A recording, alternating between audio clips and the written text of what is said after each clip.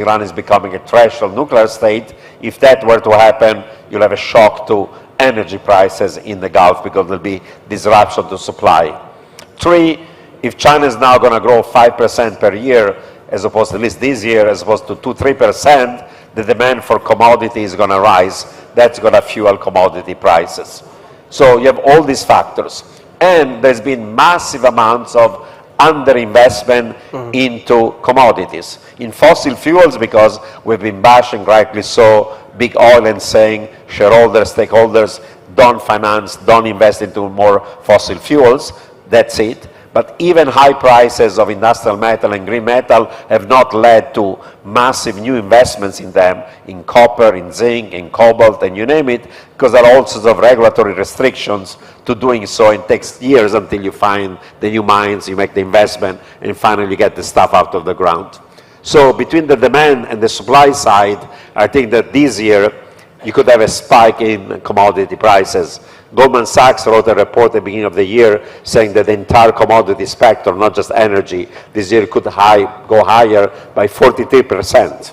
That's huge, but even if it was only 30% or 25%, headline inflation will be higher, core inflation will be higher, and all commodity importers, whether in advanced economies or emerging markets, will have another terms of trade shock like the one they had last year. So that's one of the upside risks to inflation, downside risk to economic growth that increases the probability of a hard landing this year. All right, Dr. Rubini, thank you very much for sharing your thoughts on the global landscape right now and how your observation will help us to manage our portfolios and our strategy better. Thank you so much for your time today. Ladies and gentlemen, let's have a big hand for Dr. Rubini. Thank you very much. Thank you very much for your time. Thank you.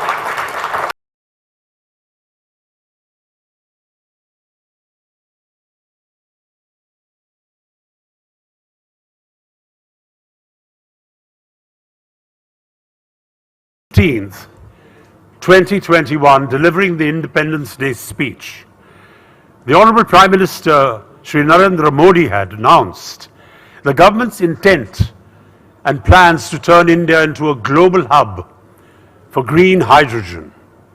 This was just the cue that India needed to be the world's hydrogen heart. Let's go straight in and explore the hydrogen economy, key for a green transformation, with Dr. Stefan Kaufmann, former Hydrogen Commissioner, German Federal Government, and advisor, ThyssenKrupp.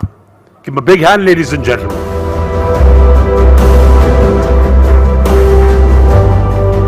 Yes, good evening to all of you, and thank you very much for the invitation to speak at this very impressive global business summit. And talking about the hydrogen economy, and as you see, the hydrogen economy is a very global business. Ladies and gentlemen, Russia's invasion of Ukraine shows us, especially in Europe, but also globally, how urgent it is to move away from fossil fuels. We need to diversify our energy sources, establish reliable partnerships, and implement coordinated action on hydrogen, all as quickly as possible. Along with security of supply, we need to provide for a climate-neutral energy system. In Germany, our aim is to achieve full climate neutrality by 2045 in terms of how we do business and how we live. And that means in figures 750 million tons CO2 today to zero emissions in 22 years. This is a very, very ambitious goal. It means we are faced with the enormous task of delivering the radical transformation of our complex energy system. Simply cutting emissions and reducing dependencies is not enough. We must also make sure that energy prices remain competitive and guarantee security of supply at all times. The expansion of wind power and photovoltaics is the first step for the energy transition. However, not all processes are suited for electrification, particularly in the energy-intensive sectors of primary industry or aviation. And not only that, we need to be able to store energy too. We heard about it. All of this makes green hydrogen a crucial piece in the puzzle. And when I say green hydrogen, I'm talking about climate-neutral hydrogen produced from renewable sources of energy. Hydrogen is key to achieving a climate-neutral industry. It plays a major part in sustainable mobility, and it enables the long-term storage of energy on a grand scale. Thus, hydrogen is the solution for many problems. It's therefore the German government's aim to use green hydrogen, support its rapid market scale-up, and establish the necessary value chains. And this is why the government of Germany adopted a national hydrogen strategy in 2020, and also Europe followed shortly after in July 2020. And under this strategy, we want to really take advantage of the many opportunities offered by green hydrogen for the sake of the climate and for Germany as a location for business, but also for the sustainable development of emerging and developing countries with whom we want to build up supply partnerships for green hydrogen. Germany's hydrogen strategy pools the measures of the different ministries of the federal government, and it was funded with around 10 billion euros from the government. And this strategy facilitates and promotes private investment along the entire hydrogen value chain. Above all, we are counting on the following measures. Firstly, integrated projects along the entire value chain. We also want to enhance the regulatory conditions for investment in order to lower production costs and create incentives for infrastructure development. And hydrogen and its derivatives also play an important part in decarbonizing the transport sector. This applies particularly to areas such as aviation and shipping, where battery-powered engines are not an option for the long-haul, heavy-duty trucking sector. We are strengthening research and development along the entire hydrogen value chain in order to support the market scale-up of green hydrogen, and Germany as a center for technology. We do also research on new technological concepts under real-world conditions. A key issue in this context is converting unavoidable industrial emissions, for example from the steel industry, into primary products for fertilizers, plastics or fuels. Green hydrogen certainly plays a vital role here, and India is surely interested in these technologies. It is also clear that we need international cooperation. Only if we join forces, we can succeed in the global transition from fossil fuel to renewable energy markets. And that is why India and Germany closed a partnership for sustainability and clean energy when Prime Minister Modi visited Berlin in May last year. By the way, in the next days, German Chancellor Scholz will come to India to visit India with a big delegation of industrial leaders. According to this agreement, Germany will spend up to 10 billion euros until 2030 for projects in India. Projects to fight the climate change and to reach the net zero goal as early as possible. Talking about climate neutrality in my company, ThyssenKrupp, we have to avoid around 20 million tons of CO2 emissions before 2045. And as you may know, we are running the biggest steel plant in Europe and will need hundreds of thousands of tons of hydrogen a year starting in 2026 to replace coal by green molecules in direct reduction plants. We have an investment of 2.5 billion for the next 3 years in Duisburg. But ThyssenKrupp is not only part of the problem, we are also help with solutions. We are one of the few companies in the world which build water alkalic electrolyzers in a big scale. This is the business of ThyssenKrupp Nucera, for example, with a 2 gigawatt project in Neom in Saudi Arabia. And we are also one of the few companies worldwide able to build big ammonia and methanol plants with a production about 1 million tons a year. And this is the business of ThyssenKrupp Uhde. And we will need a lot of this ammonia as a carrier to ship the hydrogen over long distances, as you cannot ship the hydrogen as a gas, also not liquid in the moment. There are no ships available. There are good negotiations ongoing between ThyssenKrupp and Indian companies about common projects in India, and I think we will announce something in the summer of this year. What is India doing in the hydrogen sector? We heard about the big ambitions. The goal of the Indian government is the production of 5 million tons of green hydrogen in 2030. This is written in the National Green Hydrogen Mission, which was published recently. This plan will, at the first step, severely accelerate the demand for renewable energy. The good message is there's an undisputedly huge potential for the production of hydrogen in India with solar power, but also with wind power.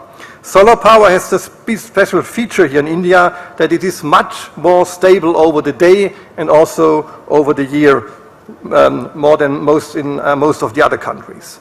The less good message is there's always a competition between the usage of renewable for the hydrogen production and the direct usage of renewable energy for decarbonization. And there's another conflict occurring. Will you, in India, use the green hydrogen to decarbonize your country, or will you export it? Germany and also Europe needs a lot of imported hydrogen. In Germany, we expect an import quota of up to 80%, talking about 100 terawatt hours in 2030, which means around 3 million tons of hydrogen a year. As you see, a very big market, and there's a lot more you can do with green hydrogen produced in India. Regarding the foreseeable big amounts of CO2 emissions, especially in the coal industry for the next at least 20 years, the production of synthetic aviation fuels, e-fuels or e-methanol made by hydrogen and carbon dioxide could be a very interesting option. We do a lot of research in Germany on all these carbon-to-chem technologies as an alternative for storing the CO2 under the Earth's surface or the sea. The climate neutral fuels for the aviation industry, but also for the shipping industry, are, by the way, a future market worth many, many billions. And also other figures for the fast-growing hydrogen economy are impressive. 680 major projects announced globally, reflecting investment of $240 billion by 2030. $22 billion or 10% in planned investments have reached FID, are under construction or are already in operation. And overall, the investment proposals need to triple to $700 billion by 2030 to meet the 2050 global net zero target. Europe set the goal to produce around 100 gigawatt of green hydrogen in 2030. But Europe has anyway to importing more green hydrogen than it will export in near future. And that is why we have to look outside of Europe in those regions of the world that are rich in wind and solar power. The German government has, for example, put together a hydrogen potential atlas for Western African countries. It maps the local potential for the production and export of green hydrogen, taking ecological, economic, social and technical criteria into account. And the result of this atlas are very promising. West Africa alone could produce up to 165,000 terawatt hours of green hydrogen per year. This represents several times the amount of hydrogen that we probably need in Germany or in Europe. Furthermore, production would be very cheap. Most of it could be produced by under €2.50 per kilogram, related to the very low energy prices. Coming back to our international partnerships, the federal government is not just looking to partners in our neighboring countries of Africa, such as Namibia. It is also working on a strategic cooperation with Australia. And this is very interesting, as we already heard that India and Australia recently established an Indian-Australian economic cooperation and trade agreement. So India is perfectly situated between Germany and Australia and can contribute to our supply chain. And much better, all of this is wonderfully paying to the Indo-Pacific Cooperation Strategy of the EU, launched in 2021. By the way, our high supply feasibility study with Australia identifies the relevant regulatory, technical and economic obstacles that need to be overcome in order to develop a supply chain for green hydrogen. And one important message is that gives us confidence that the cost of transporting hydrogen are almost negligible in view of the favorable production conditions in regions with an abundance of sun and wind, such as India. We talk about transport costs of less than 10% of the end price of the hydrogen. And that's why the German government signed the bilateral hydrogen accord with the Australian government in summer 2021. Ladies and gentlemen, to come to an end, you can see that green hydrogen is a buzz topic which is developing with incredible momentum. Now is the time to take the initiative. It is now a matter of sustaining this accomplishment while moving closer to the goal of climate neutrality at the same time, in all sectors of industry, mobility and also heating. Therefore, we need three things.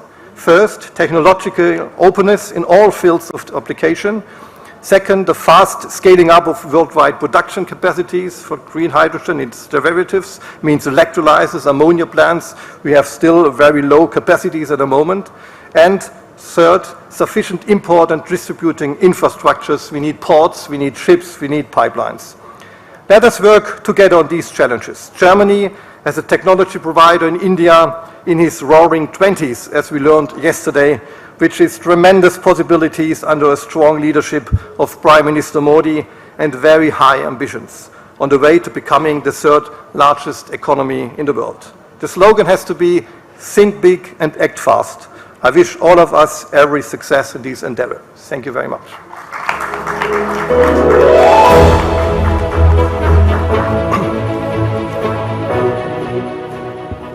Thank you. Our next session, ladies and gentlemen, will be nothing short of a masterclass on doing business in times of a slowdown. This augurs well for the economy.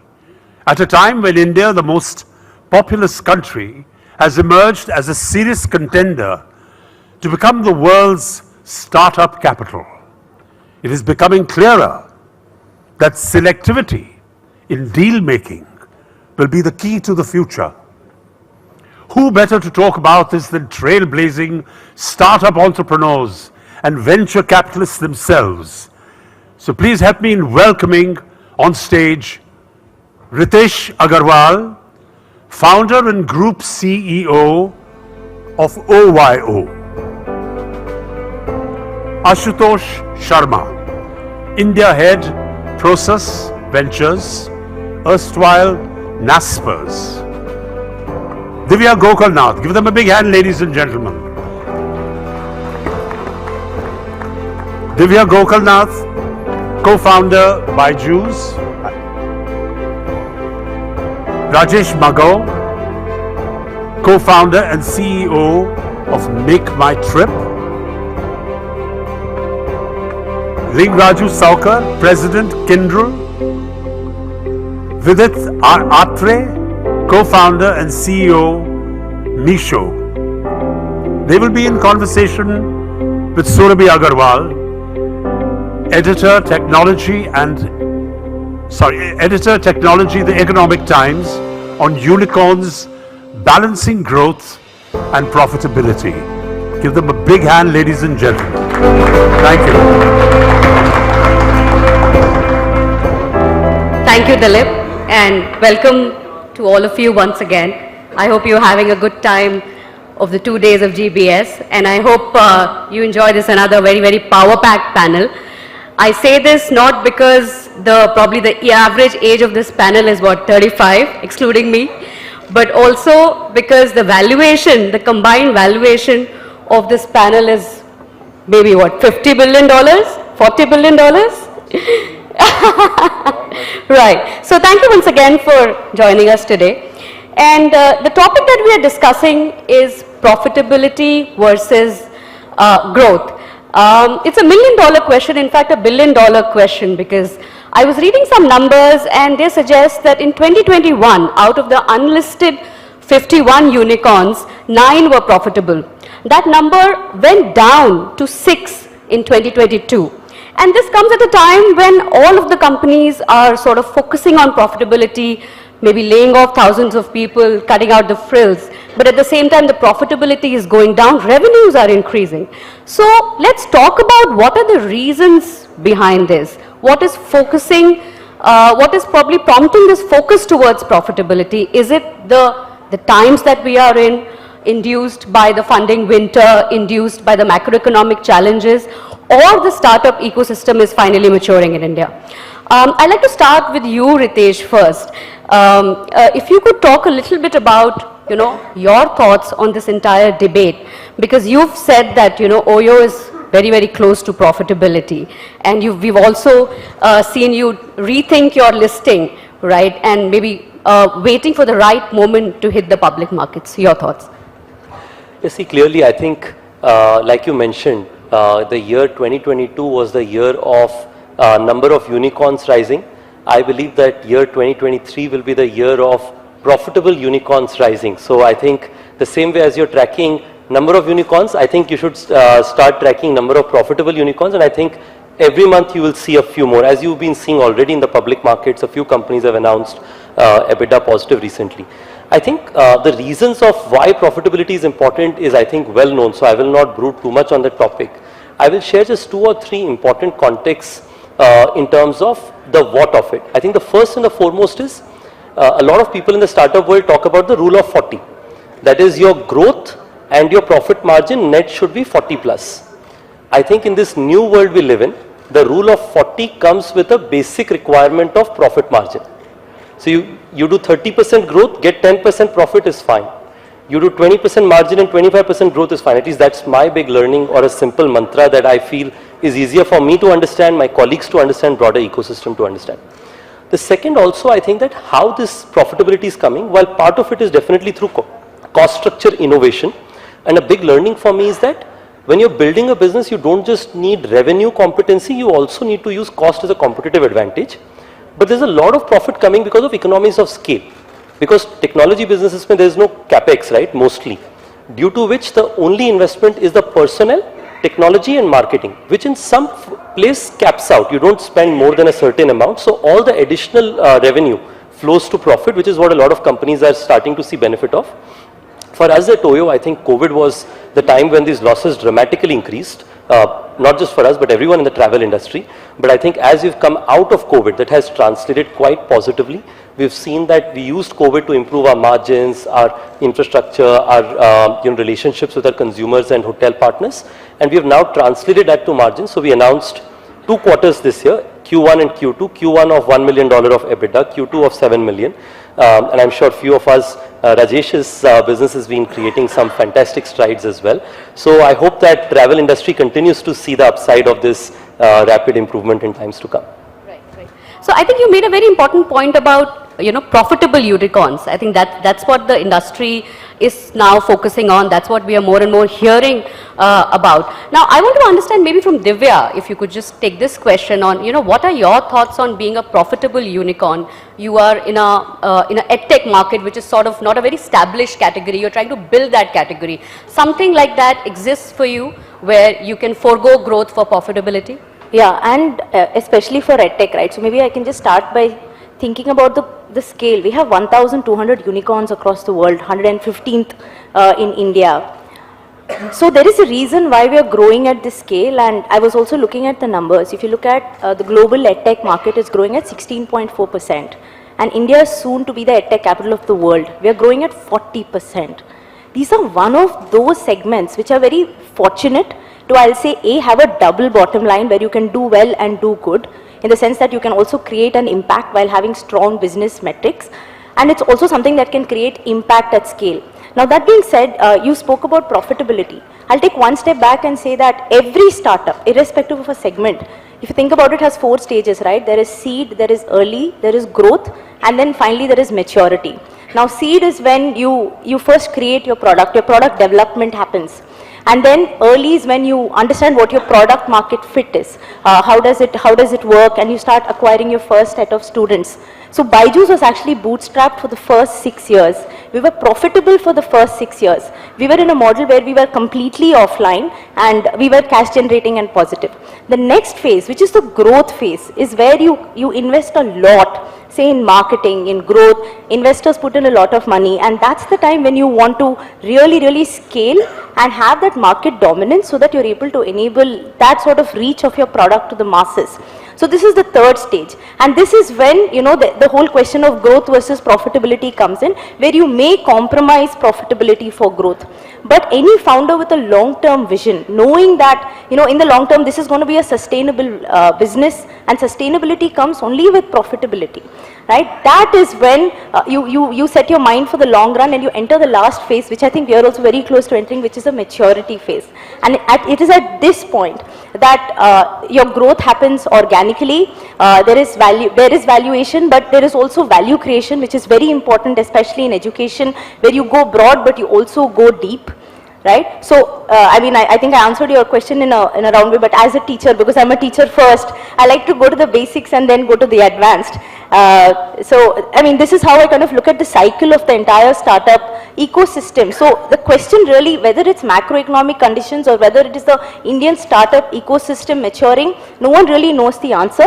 It's a combination of both, because even today when the CEO of Blackstone was speaking, he said, look, previously we would say just look at 30% growth, forget about profitability. Now we're like, look at 15% profitability, don't worry about growth, right? So even that, the directions are changing, but I think that's good, and founders, you know, with the theme of this event of reimagine, recalibrate, and that's what we need to do every single day. We need to learn, we need to unlearn, we need to relearn, we need to adapt, and I think that is the key to creating something long term.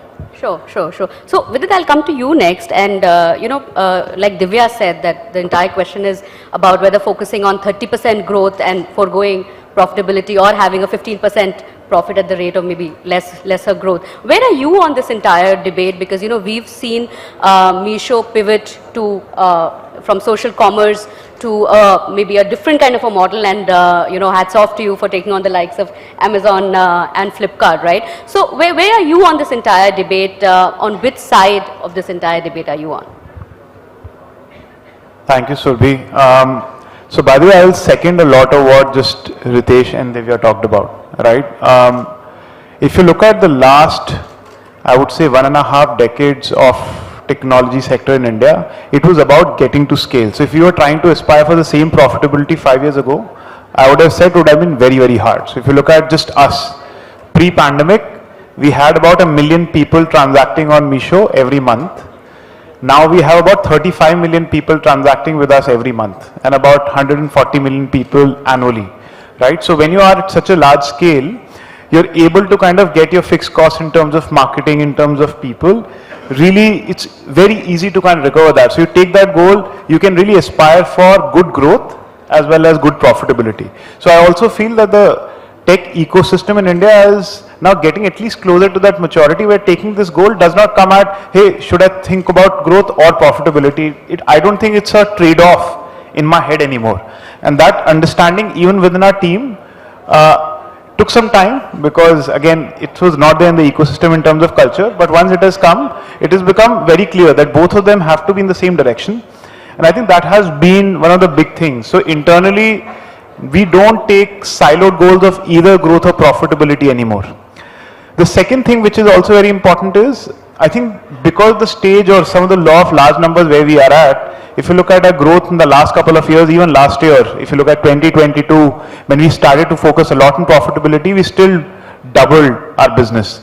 But I don't think expectations of like 3-digit growth can be forever, right? Like at some point in time, it starts to matter that, hey, you are growing like 30, 40, 50% year on year, because you're a new age company, people expect higher growth rates, but you're also like profitable. So I think that the mindset change that has come inside the company, and now we see, by the way, getting there very, very soon. Like we have taken a goal of becoming profitable as a company this year. Just over the last 12 months, when we started last year, we were focused only on growth. When we ended the year in December, we had cut down by our burn by like 90%, right? So massive change, and it happened because of the focus that we started to have, and all the mindset which I talked about, that completely changed within the organization, and I think that's true for the entire ecosystem as well. So thanks for that answer. I guess, I think to summarize, I think you were saying it's not just profitability or growth, there can be a middle way, and it's all about the mindset change. I'd like to come to you, Lingaraju, and you know, I think I had a chance to interview your chairman recently, and he said that Crindle is the world's the largest startup with $20 billion of revenue, and you are trying to reinvent that company after the sort of split from IBM. So could you talk a little bit about how you are reinventing Crindle, and what are the possible lessons that the Indian startup ecosystem could take from you? I think I'm certain that the Indian startup ecosystem is far more deeper and evolved in the lessons across. But having said that, yes, we do get categorized as a startup because we're just about a 12-month old company. But having said that, we do have an established business of building, operating, and managing vital systems for large enterprises and customers across. And the work that we do for them and the environments that we build and operate for them is pretty essential for them. It's not optional. So irrespective of any business environment, those systems had to keep working and running. So that's the core. But at the core of that transformation for us in the last 1 year, it's been about 3 dimensions. One is customers. So basically retaining and getting our customers and taking them with newer capabilities that we've got and the new practices. So that's one dimension. The second dimension is our own employees, which is as we move from a product-centric organization into a services-centric organization, the whole culture change, the whole behavior and capabilities being critical. And third is, of course, the certification and capabilities. I think on these 3 dimensions, it's still a long journey ahead, but we have seen green shoots. Our business is growing. Our customers are rewarding us with new businesses. Our employees are rewarding us with good engagement scores and new capabilities, and our certification has gone up. So I think the last 1 year has been good for us. And as we see ahead, I think we will continue to adapt as we move ahead as well. Right, right. Thank you for that answer. Rajesh, coming to you, if I could call Make My Trip the OG, because you guys have been around for a long, long time, and you listed, I think, 13 years ago. You've seen multiple cycles of downturn as well as, boom time. So what is your take on this entire growth versus profitability debate? Having seen the worst and the best of times, having ridden through multiple cycles, what are your learnings and takeaways? Yeah, no, happy to share my thoughts. In fact, a slightly different perspective, and a lot has been said by the colleagues already here, and they were spot on, all those points. But you know what our experience over 2 decades has also been, I mean, a huge amount of learning, like you said, many cycles up and down. The biggest learning that I think I can share here is that I don't think we should make a mistake of thinking growth or profitability in a way that it is forced down the throat, right? I mean, I don't think that's the way to look at it. Neither growth should be pushed down the throat, nor profitability should be pushed down the throat. It is a function of the life cycle of the company, because like it has been said by all four of my colleagues here, that the profitability naturally comes with scale, and you have to get to that scale, right? So now suddenly the environment has changed, and I will say, okay, last year was growth focus for everyone, and now it's a profitability focus for everyone. May not be true, because I don't think it will make sense to generalize at an aggregate level. So you should see specific business. I can tell you there are many businesses who would still need to invest, and they wouldn't have reached the threshold of scale that they would be naturally making profit. So if they now start to think about, say, okay, I need to really now, because that seems to be the trend, needs to be focusing on profitability, I think that'll be counterproductive. So that's point number 1 that I wanted to make. Having said this, I think what is important is the learning for whatever has been happening in the last 3-4 years. The India, given that India was really hot investment destination, India has been attracting huge amount of capital.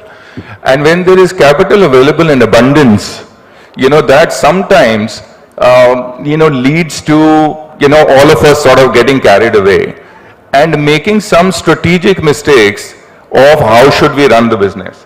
So, just to give you an example, rather than just saying that we should be ultimately making profitability or not focusing on growth or vice versa, we would end up doing, just because I've got huge amount of capital, no questions asked, I will probably be able to go back and look at some of those, hygiene or rather vanity metrics, and then, I will go back to investors and I'll get some more money coming in. I will just start working on inducements and go completely overboard in terms of pushing the paddle in terms of just getting the growth in, right? And the growth might not be the right growth, because you might end up getting the traffic growth or the users growth. But, I think pretty much every business has realized in India that the moment that inducements go out of the equation, the froth goes away, right? So I think some of those malpractices, some of those, sort of bad practices that creep in just because there is capital available in abundance is the one should be the focus area, in my view, and not necessarily, just forcing, one agenda or the other onto your business. I'll just give you one example and then we can move on. So, you know, and Make My Trip has been, you know, running the business for over 2 decades. And not many people know when we went public in 2010, we were profitable on the back of air business for 3 consecutive years because we had reached that scale. And I always used to say to not only the investors and the other stakeholders that you get to a scale for an internet business, you can't not make money, right? Because you know, there is, you know, as Ritesh was pointing out, there are 2 or 3 heads that you end up investing money. So once you reach that scale, all the fundamental metrics kick in, you will end up making money. You can't not stop making money, right? So I think that's the way that you would think, but then, you know, later on we got into another line of business that you have to investment. So you can't not invest in the new line of business just because now somebody is telling me that I should be profitable. So I think we should keep that thing in mind, that's really critical. Right. Thank you. Ashutosh, as head of process, you know, the point that Rajesh was making that, you know, because there is so much of capital, the froth creeps in. What is your take on this? I know you have got investee companies sitting on this panel, so maybe it's a tough answer to this question for you. I think slightly different viewpoint. So there is, for all kinds of companies, there is a organic path to profitability, which in normal times is what you take. And then we are in unique situation at this point, right? This kind of downturn or macro softness is due to a cocktail of 4 or 5 or 6 reasons. Unlike previous times when it was internet bubble, real estate bubble, one thing.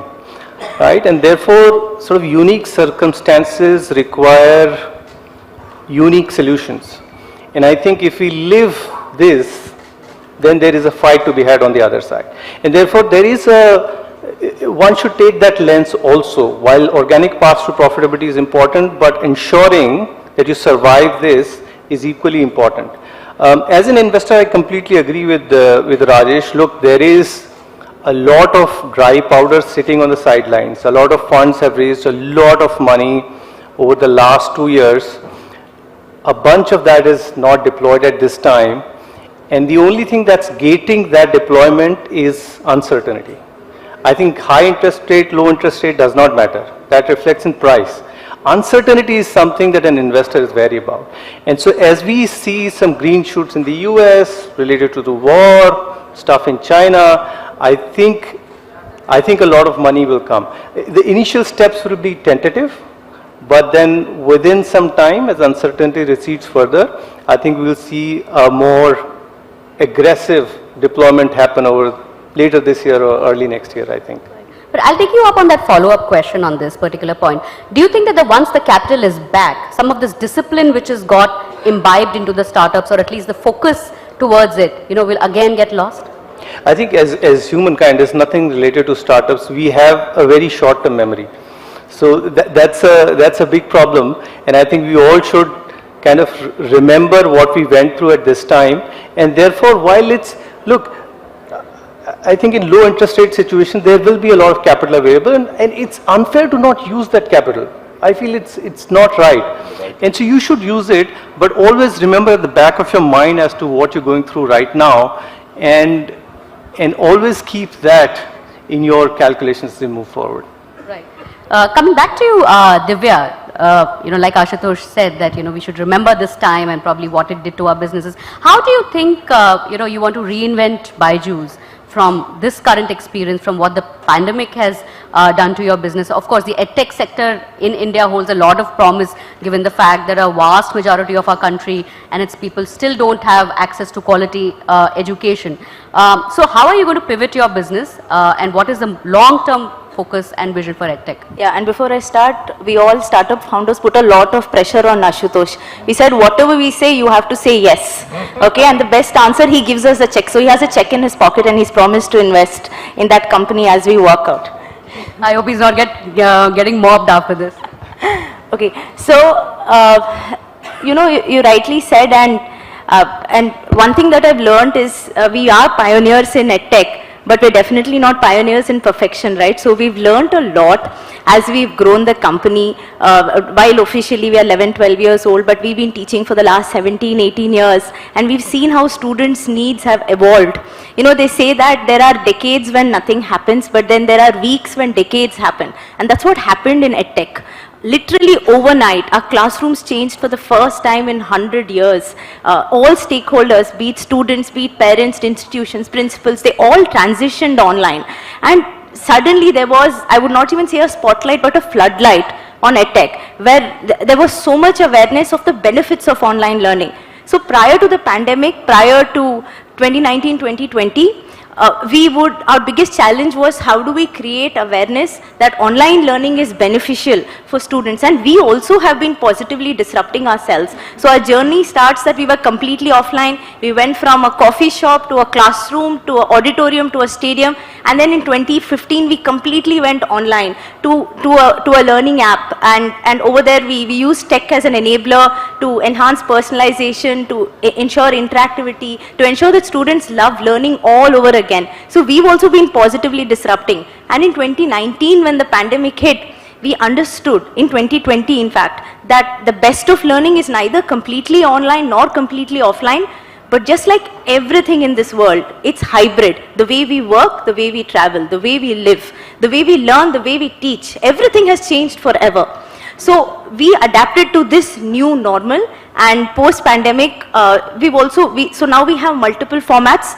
So right from online to hybrid, we've launched 300 plus hybrid learning centers across the country, where we have, and this is in 2022, which is supposed to be the year of the funding winter, right? But I think if you have your fundamentals in place, if you are, even though you're a big company, if you have that, if you retain the agility of a startup, if you are continuously innovating, you can still adapt to the evolving needs of a customer, of a student. I think that is paramount to ensure that you stay relevant, no matter whatever happens, right? It could be summer or it could be winter outside, but internally you need to be very, very strong, and you need to pivot to their evolving and changing needs.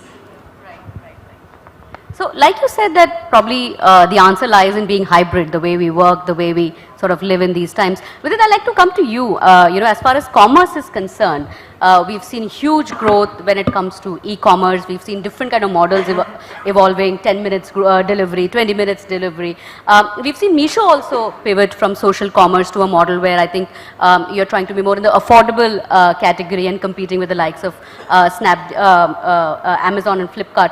I want to understand from you that, one, what is your take on the overall e-commerce market? Do you think that it's become like a duopoly where Amazon and Flipkart control a majority of the market, and how do you see a player like Meesho in this space? And secondly, what do you think will be the overall evolution of commerce in India? Do you agree with Divya on that? Will it be sort of phygital? Will it be hybrid? Or we are moving towards a more and more online model? Yeah, so I think two questions. Let me start with the first one, right? I think one big thing has been that the definition of e-commerce until now has been very narrow, right? So when people talk about e-commerce, if you're talking about smartphone e-commerce, then yes, it's a duopoly. If you talk about, hey, the top 4-5% of income segment in India, then maybe yes. But if you remove all these nuances, ifs and buts, I don't think it's a duopoly, right? Like you see, as soon as you go beyond the top 5% of the population, you realize that even before the pandemic, the penetration of e-commerce was nothing. And I think that was the wave that we kind of rode. Like what we do is we essentially realize a very simple fact. Back in 2015, we started the company. It's called Meesho because we wanted to give a shop of their own to each and every small business in India. That's why Meesho means Meri Shop. And the reason we wanted to do this was 85% of overall retail in India is led by small businesses, right? And these are not the kind of categories which existed in some of the e-commerce before. 85% is small business led and none of them were selling online. And we said India e-commerce cannot happen. They cannot realize its vision, cannot bring retail from offline to online unless real small businesses come online. And by the way, they have very, very large barriers of entry. One of the biggest one is like their cost structure. They don't have the same amount of margins as big brands. So if you charge commissions, a lot of them are not like viable online, right? So what we did, we really built India's first true marketplace. Like we built a platform where a small business can come, list a product for free, sell it for free, we do not charge any commission. And we really made, like now we have about 1 million small businesses who are selling about 100 million products to now 140 million consumers, right? Like really give them scale, really give them market access. So I'm saying none of this existed. And that's why I don't really agree that if you look at broad e-commerce, all kind of online retail, it's definitely not a duopoly. Now coming to the second question, right? So let me pick two metrics. So if you look at India's current penetration of e-commerce, which is like the sale that is happening online as a percent of total retail, it's still between 5 to 6%, very small, right? You compare it with the Western countries, that number is in 20s. You compare it with like some of the places in the East, you look at China, like in 30s, right? So India is still very, very nascent. So I don't think like we will come to a question around, hey, is there enough growth in e-commerce for the next 5-7 years? I think we have to keep innovating around the cost models, that every next 10 or 50 million consumers come from lower income segments, and hence they can afford something which is lesser than the last customer. So you have to really innovate on the cost structure. The same cost structures don't work, right? So they want more and more affordable products. So as you keep doing, the market in front of us is quite large.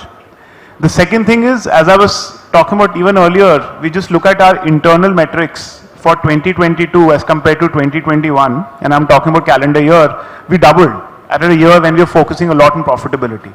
So just from this standpoint, I don't think growth is going to be a problem. I think we're still very early in the journey, which is what we are excited about. We have a lot of problems to solve, and if we do, we can really achieve this dream of having an e-commerce platform that empowers like 50, 70, 100 million small businesses in India to sell to 1 billion consumers. That's what we want to make happen. So thank you. I think what you're trying to do is building a category here. If I could come to Ritesh now.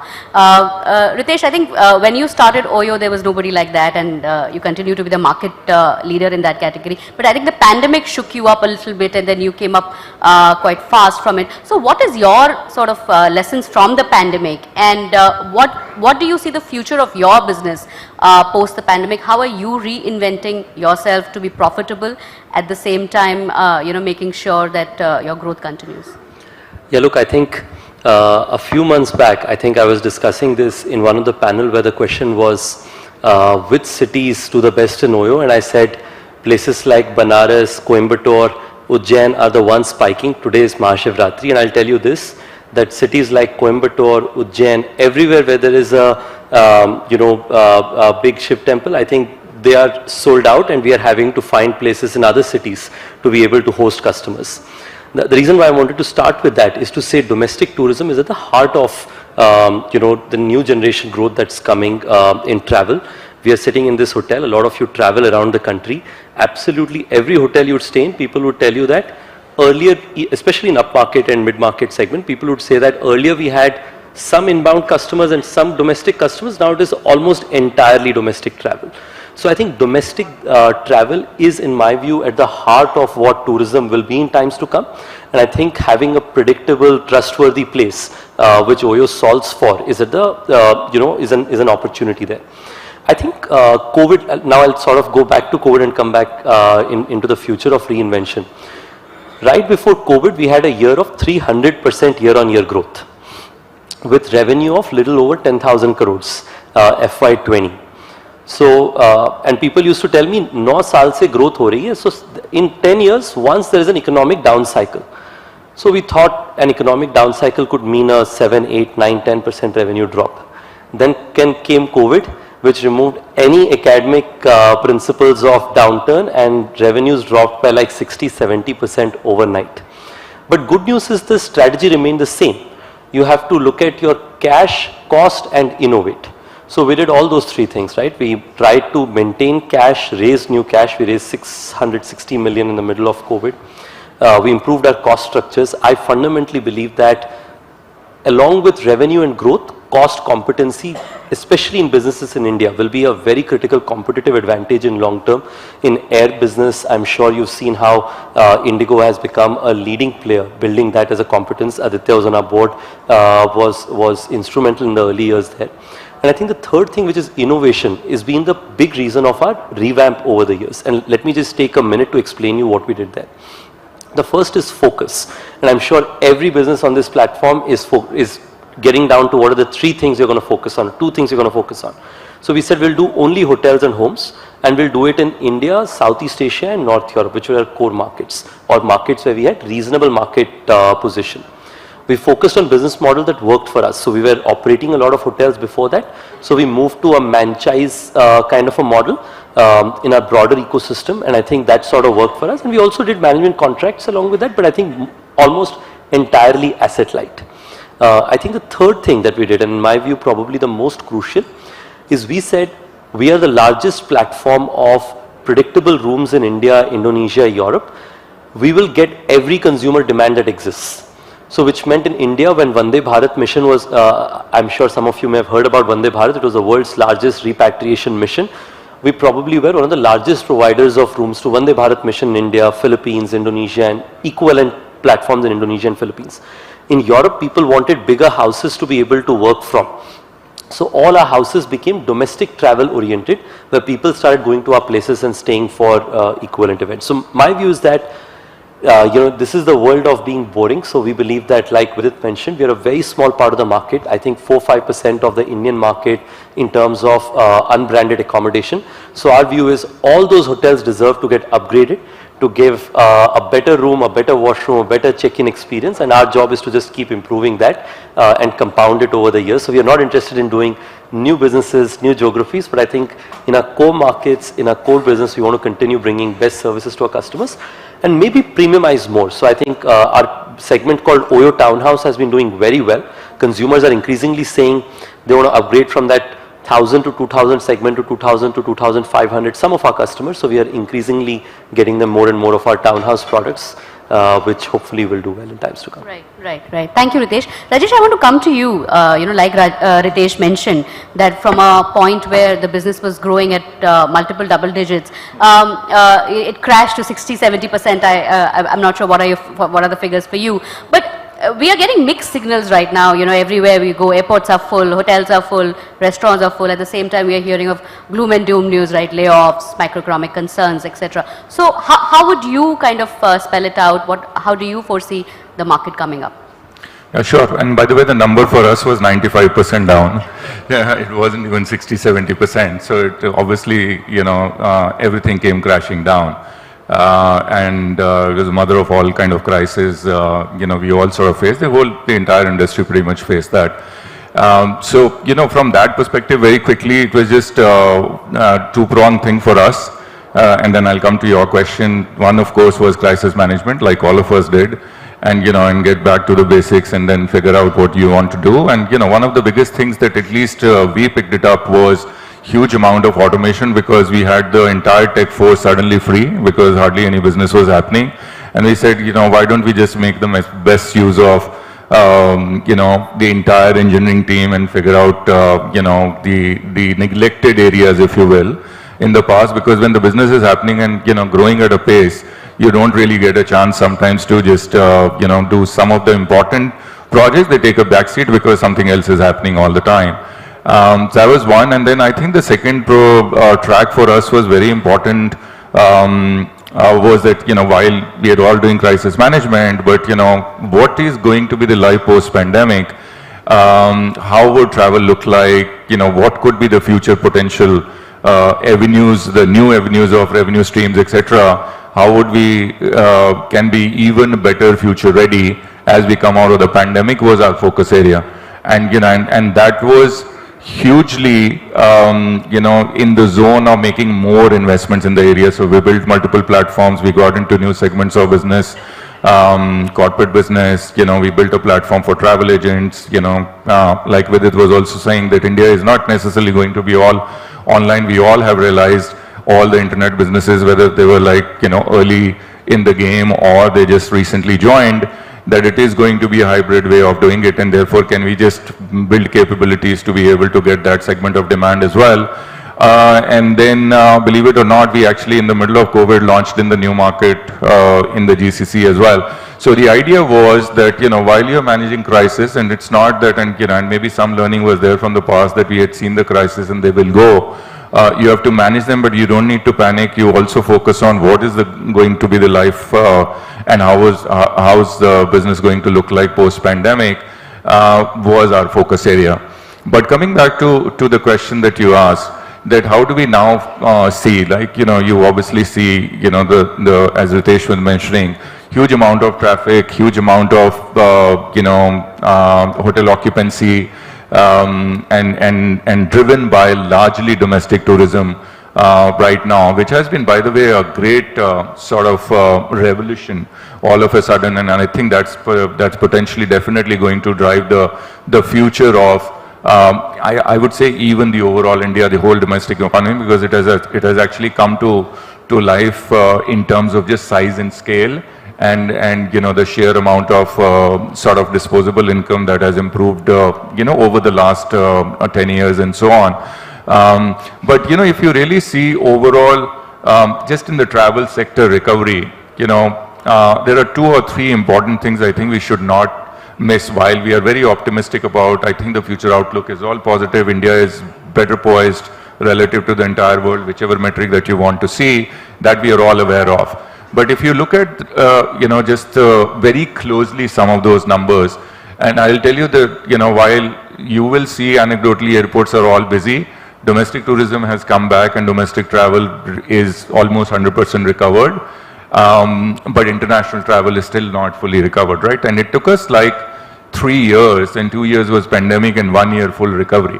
So it wasn't really, within 1 quarter everything was back. It took time for it to recover slowly and gradually. And the other important thing that we should not miss is that the entire industry has actually gone through a lot, which means that, the balance sheets, even if you had a stronger balance sheet, and not many people actually had a very strong balance sheet suddenly, because it came from nowhere, and you didn't know how much more cash would you need because suddenly the revenues were not happening.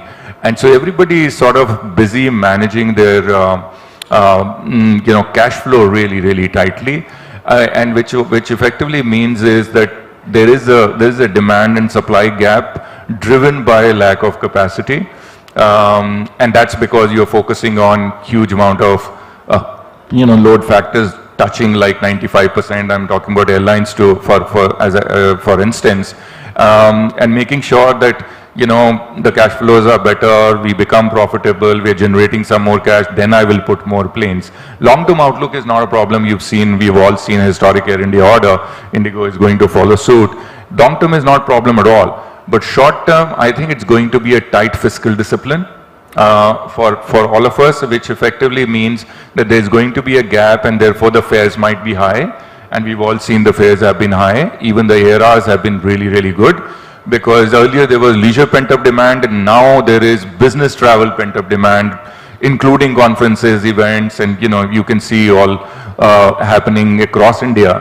And because of which there is demand, there's huge amount of demand, and not to forget the weddings. For example, huge amount of backlog of weddings, etc. happening. So all of this is sort of driving the demand, and the capacity is low, and therefore high fares.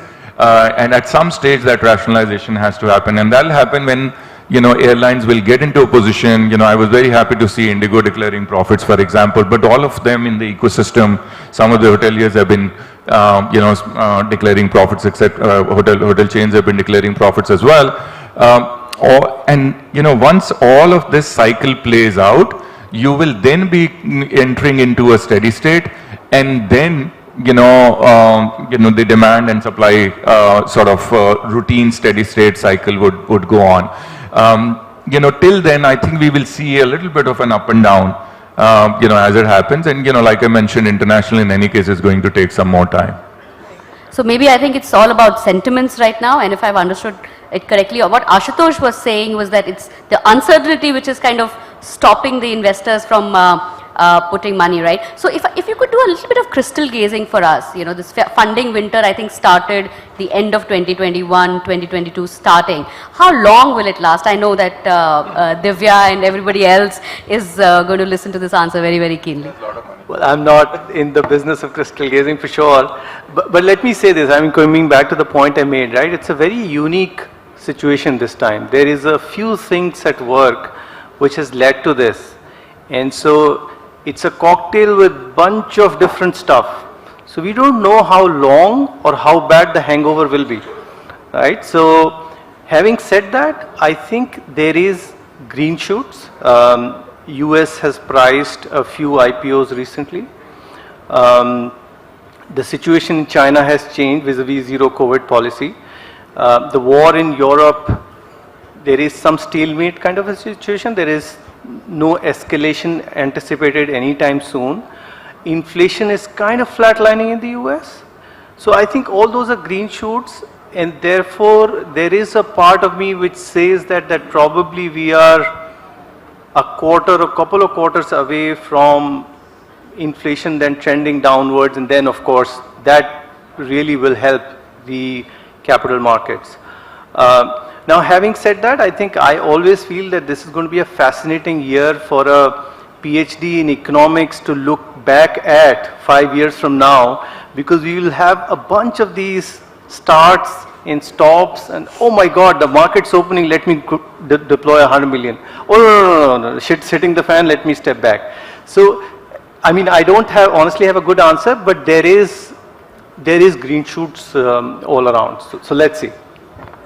Another question on that, you know, I think previous speakers have also said this in 2 days of GBS, that how India is sort of a bright spot when it comes to global economy, and we've seen that while there has been a funding winter, there have been some companies which have managed to get funding, right? I mean, I think there is a sort of safe bets which is emerging. So what is your take on this? No, I agree. And I was meeting someone this morning, and they shared a very good nugget of data. I've not verified it. And what they said is that US and China combined have 40 companies that have delivered 25% CAGR for 10 years. In India, that number is 100. So India probably does not allow for exponential growth for a long time, but it really allows for the opportunity for very, very long-term compounding story. And I think that's what, and this is not IP, I don't like, this is not information that I have. I think every investor in the world has this information. And therefore, I think from a capital availability standpoint, I don't see a problem. As I said, it's just a matter of kind of certainty coming back in the market, volatility subsiding. The question of safe bets is, I mean, that's also math in the end, because look, interest rates are high. So you want to invest in businesses which have, or which can show near-term profitability versus long-term growth. And when the interest rates go down, it goes vice versa. So, I mean, that's a pricing question, and I think that will change as markets continue to open up. Sure. So green shoots clearly emerging. I'd like to come to you, Mr. Lingaraju. You know, you can maybe weigh a little bit of what he said and talk a little bit about what is your sense of, you know, what are your clients telling you? What is your sense of the macroeconomic situation right now? Because I think tech spending is something that signals how companies are doing or how do they expect to do in the future, I think, or in the short term. Yeah, I think from the world that we see, it's a world of two lenses. One is India domestic, and then India out international, right? I think from an India domestic perspective, very clearly all indicators are very strong. We did hear the Prime Minister talk yesterday about the tech aid and everything else around it. So given the tailwinds that we've got, I think the India tech spend for enterprises is going to be, I would say, pretty strong, leveraging 2 or 3 key elements. One is, of course, the drive to get to the 5 trillion economy in a few years. The strong, demographic dividend that we've got, which is a tailwind for us. And the third thing is that the India stack of technology that has really delivered big dividends across. So on the back of that, a lot of businesses around that will start. We are seeing a lot more positive optimism in that, whether it is the telecom segment into the getting into the 5G space, and banking going really spread out with a budget that's put such a significant impetus on infrastructure, then the multiplying effect of the banking segment would definitely kick off. So we'd see, and that's all going to be on the back of tech as well. So that's a second segment. Automotive, bit to wait and watch kind of a thing. But having said that, I see domestic demand on technology being very strong. I also see relative to the spend itself, the tech spend is going to be, we're talking about 11-12% on the growth rates on the tech spend. But when you look at it from an outside-in perspective, which also has a compounding effect to India, is that yes, there is a degree of cautious optimism in international markets, whether it's Europe, the energy crisis out there, the geopolitics, which will drive geoeconomics, and at the same time, the element of rising cost structures there. I mean, sheer energy cost itself has taken up the cost of tech significantly up in some of the European countries. So all of that does have an impact, but I think while it's a headwind in the rest of the world, it definitely becomes a tailwind for India, given what India does from not just doing IT services for the globe, but also the capability centers that are coming up here, the real high-end engineering work that's coming into India. So a lot of that is pretty strong and positive out here, and on the back of that comes in, of course, the India stack and the India tech and everything that builds around there. So pretty buoyant and positive. Sure.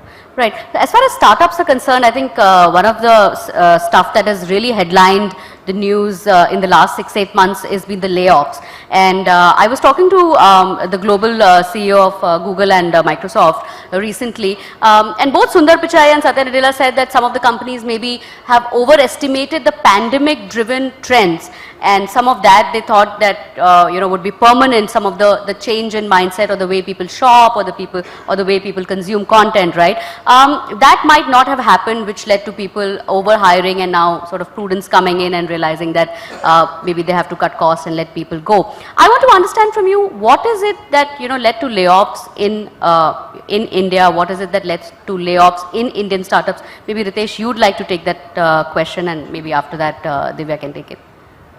Yeah, look, I think clearly, first off, I think it's important to acknowledge that the broader technology ecosystem has gone through it. Of course, the big tech, like you mentioned, have gotten impacted, but a lot of new age companies as well.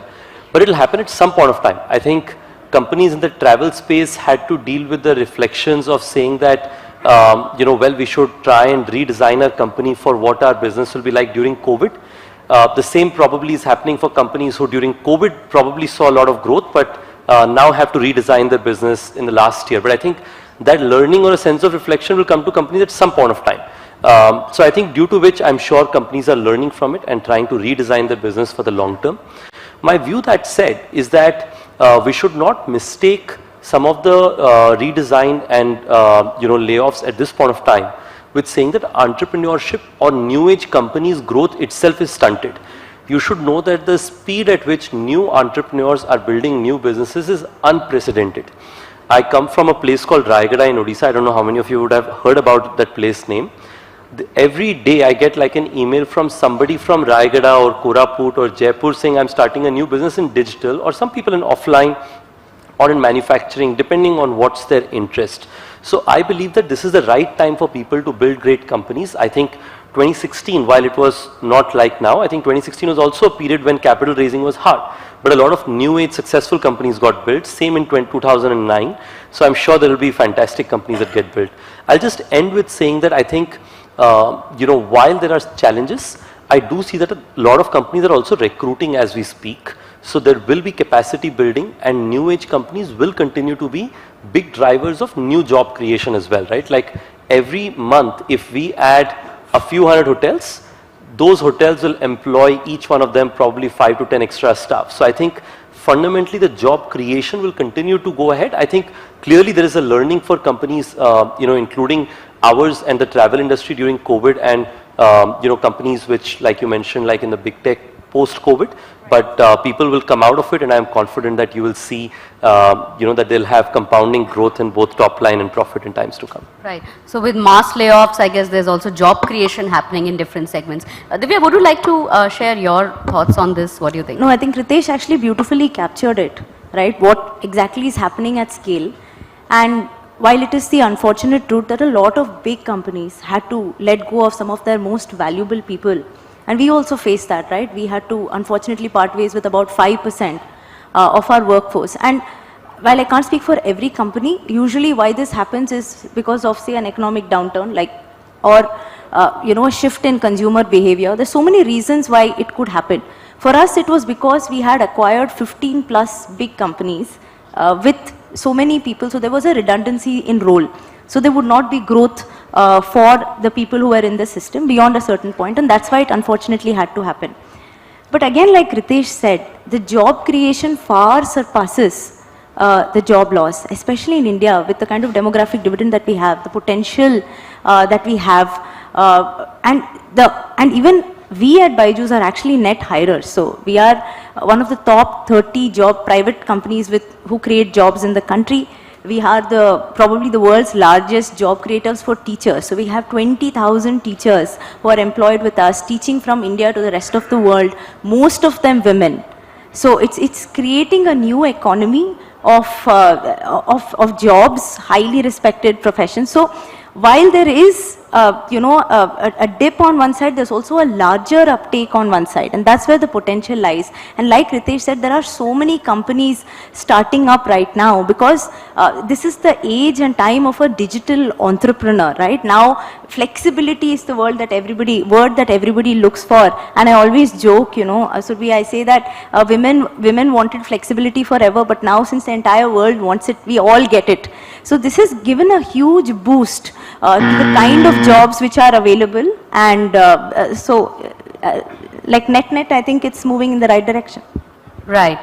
So I think I'll just close by a quick question to Vidit. Vidit, do you think it will get worse before it gets better? Yeah, I think it already got quite worse. I don't think I only see recovery, and I'll talk about the Indian ecosystem. I speak to a lot of founders, again, Ritesh, Divya here, and they can definitely also add on it. I see last year was hard because that was the sharp right turn required from everyone's moving in the direction of growth, suddenly now has newer expectations. They had to change that business very, very fast. I think those times are gone. Now most people have a plan for this year, next year, and the year after. Some people may have financing needs, irrespective. But yeah, I don't think it's going to get worse from here. I guess that's about it. Thank you so much for being a lovely, lovely audience, and thank you to all the panelists for a great conversation. Thank you.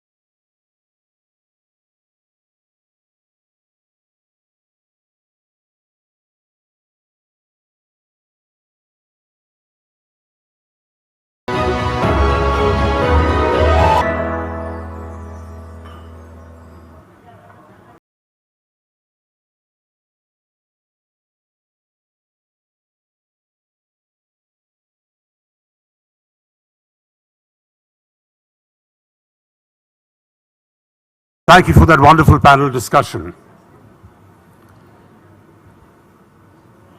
Ladies and gentlemen, our final session is about one of the most visible changes seen across the country. For too long, India was identified for its creaky infrastructure. Well, I'm very proud to say not anymore. The infrastructure in under one decade has come leaps and bounds to an unthinkable development levels. Ladies and gentlemen, it gives me great honor and pleasure to welcome Shri Nitin Gadkari ji, Union Minister of Road Transport and Highways.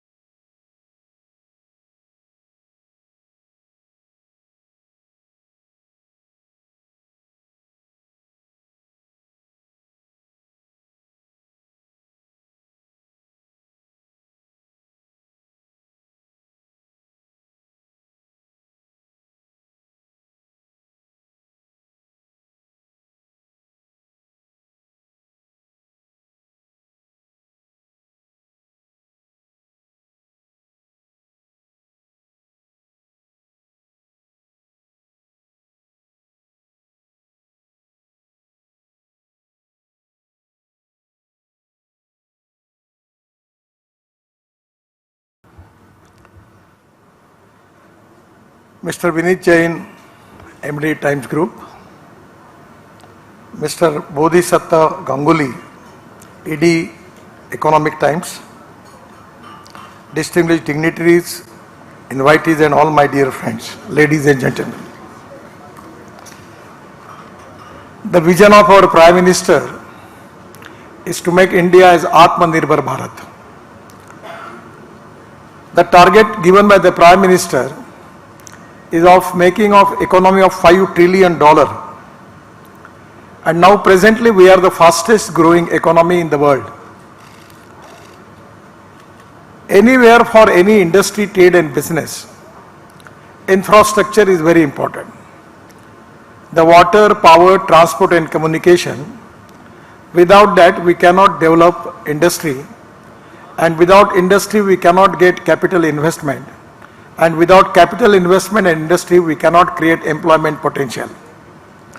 So basically the world-class infrastructure is a challenge and is a mission for all of us given by the Prime Minister. So creation of infrastructure of international standard, this is one of the important tasks, and particularly I am related with the road ministry, and I am confident that at the end of 24, our road infrastructure will be equal to the US road infrastructure. That is to be a target in my mind. Presently, the most important thing related with the economic activity, that our logistic cost is 16%. China, the logistic cost is 8 to 10%. In the European country it is 12% and the USA it is 12%. So target is to take to this logistic cost up to single digit, that is to be 9%. And for that reason, we are planning for making of big highways where 100% we can save the fuel and time, by which we can reduce the cost. In my office there is a statement of American President John F. Kennedy that American roads are not good because America is rich, but America is rich because American roads are good. And that is exactly the feeling, mission for all of us to make the Indian road of international standard. The Finance Minister has given the allocation of 10 lakh crore for development of infrastructure, particularly in this year in the budget. My department allocation is 2.7 lakh crores, 2.70 lakh crores. So actually it's a plus point with us that we are every time monetize the road. We have 4 models, one is BOT, then hybrid annuity, then we are making EPC mode, and now first time there are also TOT, and now we are making InvIT. And it is really a great achievement for my department and NHI that this year we launch InvIT bonds in Bombay Stock Exchange. Actually the time was given for 10 days, but first day within 7 hours our bond issue was subscribed 7 times more. I immediately go to Bombay and close the issue. So there is a good response. I am particularly appealing to all journalists that please invest money in NHI InvIT bonds. We are offering you 8.50% interest per year, and we will give you interest every month in your account, and NHI is AAA rating. At the same time, this year for bank guarantee, there was a lot of problem. Somewhere bank was demanding, suppose they want guarantee of 10 crore, bank was asking 10 crore deposit. So today it is really a very revolutionary change. We launched India's first ever surety bond insurance product, and by which now the contractors, even for collecting toll, for any contract, they don't need to give bank guarantee, performance guarantee. This surety bond insurance product that can resolve this problem. The NHI target for awarding the road is now for this year, actually Because of COVID, we are facing some problem. But the target, our target was 16,000 kilometer, and now we are up to 7,500 kilometer. But I am confident at the end of March, we will complete this target. The first important project that is Bharatmala. Actually, I got approved to start two big projects. One is Sagarmala and other is Bharatmala. When I was shipping minister, our 12 major ports, actually they are in good profit now. Their profit is more than 7,000 crore. And my budget was only for 800 crore. And we are planning the scheme of 16 lakh crore. That is Sagarmala, out of which 8 lakh crore project has already completed and other projects are in the process. So in Bharatmala one first phase, it is 34,800 kilometer with capital outlay of rupees 11 lakh crores. We are in the process and already I am confident within a year 90% of the work will be completed. Then now we are going for Bharatmala 2. The project, already the proposal is submitted to the cabinet and after the approval of the cabinet we will start that. Actually our target is to development of 2 lakh kilometer of national highway network by 2025. Presently when I taken charge as a minister it was 96,000 kilometer. Now presently it is 1,47,000 kilometer and our target is to going up to 2 lakh kilometer. The world record which are achieved by my department, 6 world record, that is to be a great thing, that is not only my credit, the credit goes to my team. 38 kilometer per day highway construction, highest in the world. Construction of 75 kilometer single lane bituminous concrete road on Amravati Akola section of NH 53 in just 105 hours and 33 minutes. It's a world record. Then construction of 26 kilometer long single lane bitumen road in Solapur Bijapur section of NH 52 in just 18 hours. Then construction of 2.5 kilometer long 4 lane cement concrete road in just 24 hours in the Delhi-Mumbai Express Highway near Vadodara. Laying of highest ever quantity of 43,000 metric tons of dense bitumen over 50 kilometer single lane road in 100 hours on Delhi-Vadodara Express Highway. Then in my own constituency, Nagpur Metro, where double-decker flyover is there, the first time it is constructed and it is with NHA and Nagpur Metro.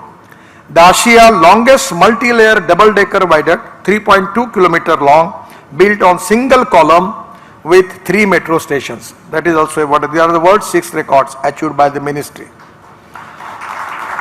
Now we are making greenfield expressways. It is to be a great opportunity. Totally, this is a new alignment. And up to the end of this year, before December, even within 3-4 months also you will get the result. From, we are making greenfield highway 10,000 kilometer. We are spending 7 lakh crore on that. And length under construction is 6,000 kilometer. I can assure you, first of all, first 14 lane Delhi-Meerut Express Highway. Previously it was 4.5 hours. Now it is 40 to 45 minutes. So this is the first express highway we have constructed. Then Delhi to Dehradun work is going on. It is with 2 hours. The new road we are already, construction is going on. Delhi to Haridwar in 2 hours. Delhi to Amritsar in 4 hours. Delhi to Katra in 6 hours. Delhi to Srinagar in 8 hours. Chennai to Bangalore in 2 hours. And Bangalore to Mysore in 1 hour. These are the major highways. Still we are making very good road which is going to reduce the pollution of Mumbai and Pune. In Surat, Delhi-Mumbai Express Highway up to Surat, then we are constructing new green express highway which is a link between north to south. From Surat to Nasik, Nasik to Ahmednagar, Ahmednagar to Solapur, Solapur to Kurnool. Already 2 of the packages Prime Minister has already, Bhumi Pujan program was over, and by which after Kurnool we can go to Chennai, Bangalore, Hyderabad, Kanyakumari, all the south end. Now we don't need to go to Mumbai and Pune. Don't need to use Mumbai-Pune Express Highway. It will reduce the traffic congestion in Mumbai and Pune. The lesser fuel consumption around in Green Express Highway, The estimate is 110 crore liters of fuel would be saved every year. Reduce CO2 emissions, annual reduction of carbon dioxide emission by 250 crore kg.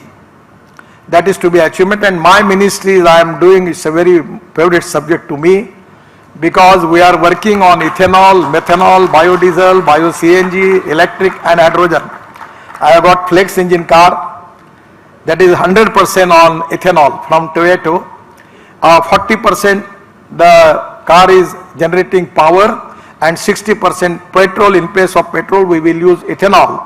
So ethanol rate is 60 rupees per liter and petrol is 120 rupees per liter. So ultimately the average rate will come 25 rupees per liter if the flex engine is there. Already Bajaj, TVS and Hero, they have already launched their two-wheelers on flex engine, where we can use 100% ethanol. Ethanol is a green fuel, and from 2004 I am working on a mission that diversification of agriculture towards energy and power sector. किसान को अब हम अन्नदाता के साथ ऊर्जादाता बनाना चाहते हैं. Even there are three types of hydrogen. One is from petroleum, other is from coal, and third is from biomass and water. In my own city in Nagpur, we are selling our sewage water to government of Maharashtra for generating power in Khoradi and Kaparkada, and we are getting 300 crore per year as a royalty from the sewage water. So idea is, we are the highest manufacturer of electrolyzer in the world now. So we can make green hydrogen, and even in biodigester, by using organic waste, we can make green hydrogen. So there are a lot of technologies available, and my particular insist is that we have to involve agriculture community, because the agriculture growth rate is a big problem for Indian economy. In our GDP growth, the contribution of agriculture rural India is only 12%. The population belongs to agriculture, rural India is 65%. 20 to 24% from the manufacturing sector, and 52 to 54% contribution to GDP from service sector. So by making this diversification of agriculture towards energy and power, we can go up to 20% contribution from agriculture, which is going to create new jobs. 100% is going to eradicate the poverty, and now already the Prime Minister is the initiative. There are 124 aspirant districts, those who are socially, economically, educationally backward, where now we are identify 500 blocks, and I am confident that by this policy we are going to create more employment potential and growth in the agriculture area. Regarding the longest expressway, 8-lane, that is to be Delhi-Mumbai Express Highway, I don't want to elaborate anything, you can go there and take the ride of it. 276 kilometers is completed, and now it is from Delhi to Jaipur. Presently it is 2.5 hours, but after we are making new connection to it, so it will be 2 hours from Delhi to Jaipur, and Delhi to Mumbai will be 12 hours. So this highway is also one of the important, it is the length is 1,386 kilometers. It is highest in the Asia. I feel that this is very important, and this type of many express highway, green corridors, then economic highways we are making, connecting to port, connecting to cement factory, connecting to different type of industrial clusters, logistic parks. And in my own ministry we are making multimodal logistic parks, 35 MMLPs of 2 lakh crore. Because these are the very important things where we are going to do the logistic cost. So already in Chennai, Bangalore, Nagpur, Pune, Indore, Jalna, Visakhapatnam, 35 sites, the work is already going on. Jogi Dhopa, I was in, just was in Meghalaya, and there is a connectivity for all the state in northeast to Jogi Dhopa in Assam, by which it is going to use, we are going to use the Brahmaputra as a waterway. When I was minister, we have completed waterways, Brahmaputra. Then we completed dredging in Barak River. And actually with the request of Prime Minister of Bangladesh, Sushma ji was telling me that if it's possible you can do it. So we are making dredging up to Mungli port in Bangladesh, 250 kilometers Brahmaputra in Bangladesh also, we will complete the dredging at that time. So there in Jogi Dhopa there is a waterways, national highway, airport and railway. That is the reason it is a multimodal hub. We are making 670 wayside amenities, Every 40 or 50 kilometers there is one amenity. There are restaurants, fuel stations, drone port, heliport, all type of facilities are there. And this is very important to create more jobs in the country. We are making digital highway. In Mumbai-Delhi Express Highway, we are making special ducts for gas, for petrol, diesel, for water, even for IT cable also, and for all the things we can use it. So we are now making digital highway, that is also under consideration. We are making 260 ropeway and cable car. This is very important. Today, I was a half hour, I was in the traffic from airport to coming to this hotel. My idea is to making one of the ropeway mass rapid transport from Dhola Kua to Manesar. So it will be a double-decker bus having the capacity of 200 people. So it can resolve the problem. To going by this road is a big problem. But we are making Dwarka Expressway. That resolve the problem. Then Shiv Murti tunnel, where we are making one tunnel connecting to Vasant Vihar. And the work probably end of December we will complete. But still the traffic on this road is very high. So this is also a economically proposal, good proposal. Then we are making ropeway in world famous religious scenes. One is Kedarnath, Hemkund Sahib Gurudwara, Nilkant Madhav Temple Rishikesh, Hanuman Giri Temple Nainital, Trambakeshwar Temple Nasik, Bijli Mahadev Temple Kullu. Lot of where we are making ropeway, cable car, funicular railway. Now we are planning to make double-decker bus in the sky for Bangalore. We are working on that. Our basic priority is that how we can create mass rapid transport on electricity is the need of the hour. Then we are making the tunnel of 110 tunnels of 300 kilometer with outlay of 2 lakh crore. The Jojila tunnel is one of the good example. We have 4-time tender that tunnel, and the first time we saved 5,000 crore in one project. The estimated cost was 12,000 crore and we received the tender with 5,200 crore. So we have taken a lot of effort. Associate, one of the institutions from Delhi, we have taken the seminars, many consultants, many time, and we saved the cost. The tunnel, Jojila tunnel is already very important. For the end of this year or next year in 21st January, we will complete this tunnel. We are now making ROB and ROB of 16,000 crore on state roads, municipal roads, in the particularly in CRF, Central Road Fund, we are giving for that. We are making 500 bus ports like airports, it is in the process. Then emergency landing facilities available in 28 emergency landing facilities available on National Highway now. Particularly in the border area, now we have already taken the trial, and where we can land our heavy aircraft, it can be possible. The green initiative, we have taken 2 crore 50 lakhs plantation for this year. Our target is, and we will complete that. Then we are elevated corridors, animal underpass in Delhi-Mumbai Express, excellent underpass constructed by L&T. Now we are going to inaugurate that. Then we are also using, we are making Amrut Sarovar. दौड़ने वाले पानी को चलने के लिए लगाओ, चलने वाले पानी को रुकने के लिए लगाओ, और रुके हुए पानी को जमीन को पीने के लिए लगाओ. गांव का पानी गांव में, घर का पानी घर में, खेत का पानी खेत में. हम लोग 1000 तालाब बना रहे हैं, स्टील स्लैग का यूज कर रहे हैं. अभी हमने टायर इंपोर्ट करने के लिए मैंने एनवायरमेंट मिनिस्टर को कहा अनुमति दो.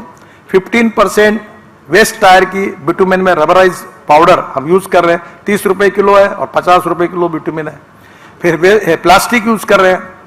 और अभी बहुत जगह पर अहमदाबाद में हम लोग डोलारा अहमदाबाद हाईवे बना रहे हैं. उसमें 20 लाख टन म्यूनिसिपल कारपोरेशन का जो कचरा है वो रोड में डाल रहे हैं.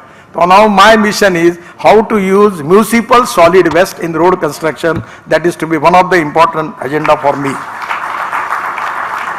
We are using flash, we are using iron slag, waste plastic, jute coir, waste rubber, and demolition waste. This is very important, waste to wealth. I am always talking to people with the two important philosophy. One is knowledge. The innovation, entrepreneurship, science, technology, research, skilled and successful practices, we name it as knowledge, and conversion of knowledge into wealth is the future. And the other important philosophy is no material is waste and no person is waste. It is depending upon the appropriate leadership. It is depending upon the appropriate vision of the leadership that you can convert waste into wealth. So this is exactly the agenda for all of us, that three important pillars of Indian society: ethics, economy, ecology and environment. We have to protect ecology and environment. That's the reason now from Parali we are making bitumen, and we are going to launch a scheme. The Parali is a big problem. The Delhi people knows that the air pollution is because of Parali, rice straw. In Panipat we have got a project that we are making bioethanol, 1 lakh liter bioethanol and 150 ton bio-bitumen from Parali. Now the CSR and Central Research Organization has already given me the proven technology, that is from Parali we can get 70% bio-bitumen and 30% biochar, organic carbon, which is very important in the agriculture also. So conversion of waste to wealth, where we have taken a lot of initiative. Then the green hydrogen is a dream project. I have got the car from Toyota. The name of the car is Mirai. Mirai means future. It is on hydrogen. So today we have whatever the successful practices in the world, the new successful technology, we are ready to accept that. And that is the reason that our target is to reduce the cost of construction and without compromise with the quality of construction. The Indian infrastructure is changing very fast. We are making airports. There is a lot of revolutionary change in railway. Even in the shipping we are making waterways. And today I feel that this definitely the dream of Prime Minister to make Indian economy as Atmanirbhar Bharat and $5 trillion economy, there is a huge economic viability is there. For any success of any project we need proven technology, economic viability, availability of raw material and marketability. All the things are available in India, so there is no problem about money. I am always talking in my ministry, I don't have any problem about money. My budget is 2,70,000 crore. Even I can make the road of 8 to 10 lakh crore per year, because I can go to capital market and people are waiting for me. Everyone is ready to invest with it because it is giving good return. My total income is presently 40,000 crore per year. At the end of 24, it will be 1,40,000 crore per year. So there is no money problem. We can monetize the road and we can make the construction. Thank you very much. Namaskar.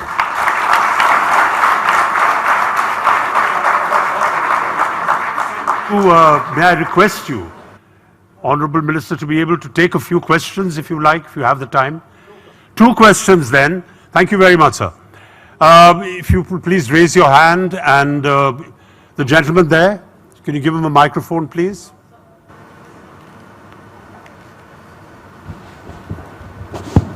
Honorable Minister, sir, there was a very good initiative started by you, the paint out of cow dung. Sir, would love to hear about that also, because that can also create revolution. Thank you. Actually, when I was MSME Minister, we have taken the initiative and we are making enamel paint and distemper from cow dung. The cost is half the price of the available paint in the market, and it is proved to be, there are 9 special additional features there, and it is proved to be better than any paint available in the market. So we have now 140 industries in the rural area, and they are making paint, distemper from cow dung. It's a success story. It is the one of the things which I am telling you, that waste to wealth. Anything? Hi. Yes. There's a question there, gentleman. Please state your name, sir. Yeah, my name is Vivek Shaurya. Honorable Minister, sir, I'm a startup entrepreneur, and I don't think I have seen any better program manager than yourself. Sir, what we want to learn, how do you, the larger stakeholders, farmers, landowners, how did you get around all these people to buy into this? Because all we heard about is land acquisition, getting people to adopt and see the vision that you see is the most difficult part. How did you achieve that? Sir, problems are everywhere. I am always telling to my officers that there are some people who convert problems into opportunities, and there are some people who convert opportunities into the problems. Presently, we don't have any problem with land acquisition. We are paying reasonably good cost. Now people are coming to me for telling me, don't take our land. That is not the reason. Now they are telling me, please take our land for the road construction, because we are paying attractive remuneration to them. So there is no problem about it. Ecology and environment, forest ministry, state clearance, it is in the system. The Prime Minister already appointed a committee under chairmanship of my ministry, and we are taking review, making follow-up. And one thing is very important. As a minister, I am spending my maximum time for taking review of the projects. At my meeting, I call the contractors, consultants and officers. I tell them what is your problem. And at the time, I call the state government officers. Even I take the many meeting with the chief ministers and the ministers. I feel that the cooperation, coordination and communication between the stakeholder is very important. So we are already, there are problems, but still the success story is there that we are making road construction at the speed of 40 km per day. Thank you. Honorable Minister, we thank you very much. Thank you. I am very sorry I had to catch my flight. I am going to Nagpur. So I am very sorry. Thank you very much. Namaskar. Thank you very much for your inspiring words and gracing this very special event. A big hand for the Honorable Minister, please, ladies and gentlemen. Thank you. And that brings us to the end of the Economic Times Global Business Summit 2023. Before you all leave, I would like to thank you all for making this business summit such a huge success with your invaluable participation, your questions, and your invaluable information and contributions to this summit. But before we go, I would also like to thank the technical crew and the staff and